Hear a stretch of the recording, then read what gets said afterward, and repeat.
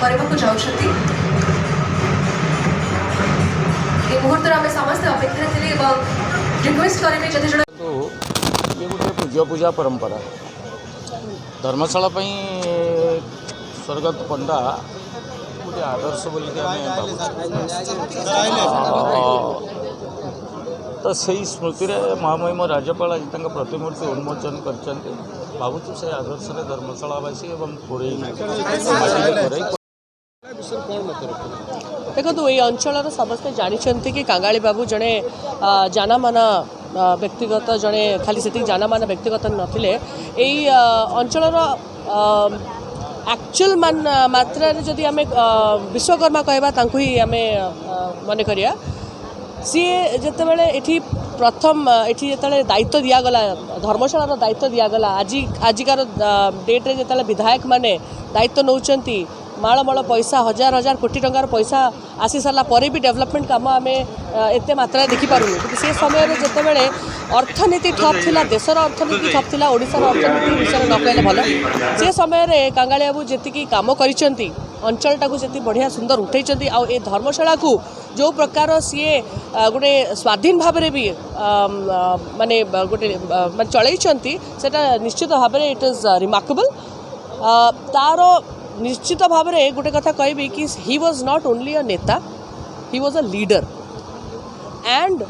अ futuristic leader तेणु सी जहाँ देखे जाइंट आजिकार नेता ताको फॉलो करते गर्वित ताहा आपण देखिपारुथिबे बापा केवल मो ससुर नथिले तांकर प्रथम परिवार थिला धर्मशालावासी से द्वितीय परिवार थिला तांको परिवार धर्मशालावासी विगत वर्षर आज जाए पद पदवी पद पदवी बड़ नाला दुई थर एमएलए से विधायक होते स्वाधीन भाव में थरे होते कांग्रेस जययुक्त होते आज मु गर्वित महामहिम राज्यपाल आसिक स्टाच्यू उन्मोचन कले किंतु महामहिम गोटे कथा कहले जोठी तांकरी स्टाच्यू थिबो तांकर बास्नारे तांकर से भावधारा रे तांको द्वारा जो अनुप्राणित होइचंती आज धर्मशालावासी ताहा चारिआडे प्रस्फुटित हम आज नुह आमे भी आम जेनेरेशन भी आज गर्वित कि स्वर्गत कांगाली चरण पंडा केवल विधायक नथिले जनतांकर गोटे दुर्ग थिले जनतांकर गोटे भल पाइबा तांको पाखरे थिला ताहा आज मु देखि पारिली सेथिपाई तांको बहु ही मु बहुत गर्वित केवल से धर्मशालावासी नुहे चाषी मानक